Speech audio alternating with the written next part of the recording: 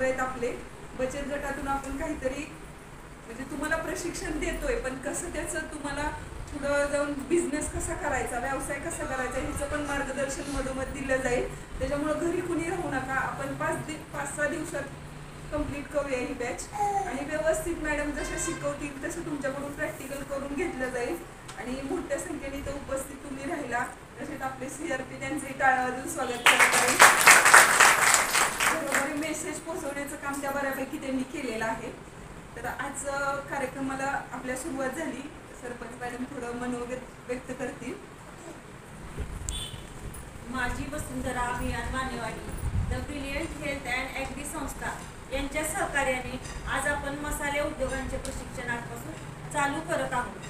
आज आपल्या गावामध्ये ही सर्व टीम आली आहे प्रशिक्षण द्यायला. त्या सर्व महिलांच्या वतीने, सर्वांच्या वतीने मी आपल्या गावामध्ये त्यांचं सहर्ष स्वागत करते.